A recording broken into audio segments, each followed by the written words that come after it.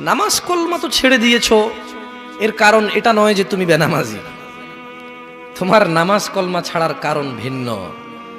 তুমি মনে করো আর কি তোমার মন চায় না, তুমি পারো না, তাই তুমি নামাজ পড়ো না। আসলে তোমার তাওহীদের সমস্যা। কোথায় সমস্যা? মানে আল্লাহ, মানে আল্লাহ কে?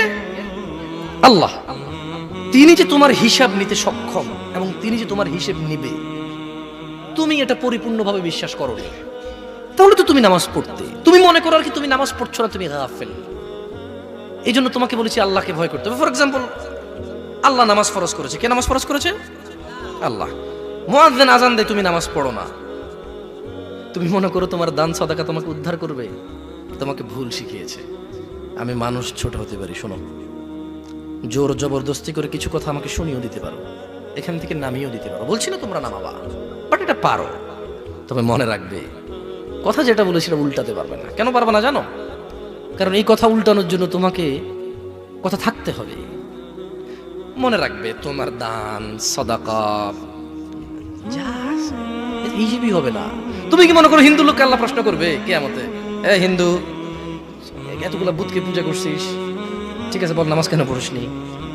ও তো মুশরিক। বুঝুনি মনে হয়? এটা স্কুল, এটা স্কুল। এখানে আমি পড়ি না, আমার কি পরীক্ষা হবে? আমার কি পরীক্ষা হবে? বুঝে দিতে পারিনি মনে হয়।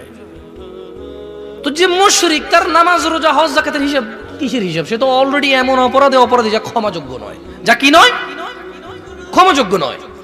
একজন বেনামাজি মানুষ, সে মনে করে নামাজ না পড়া শুধু নামাজ না পড়া, অথচ আল্লাহর নবী, যে একটু আগে বললাম, আল্লাহ বলেছে যদি তোমরা আল্লাহর ভালোবাসা পেতে চাও তাহলে রাসূলের অনুসরণ করো। রাসূল বলছে যে নিশ্চয়ই কাফের এবং মুশরিকের মধ্যে আর আমাদের মধ্যে পার্থক্য হচ্ছে নামাজ। তুমি মনে করো নামাজ না পড়া, নামাজ না পড়া। ওই যে তুমি খুঁজে পাও না মুসলমান কিভাবে শিরিক করে, এই যে নামাজ না ছাড়লে শিরিক হয়।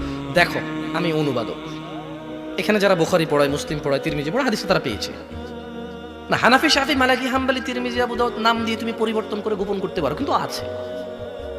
ফয়সালা তো আল্লাহ করবে যে এভাবে হয় নাকি সিস্টেম, ইসলামকে বিভক্ত করা এবং কিয়ামত দিবসে রাসূলের অনুসরণের বাইরে কোনো অনুসরণের হিসাব নেওয়া হবে কিনা, সেটা তো আল্লাহ ফয়সালা করবে। আমি আর তুমি এখন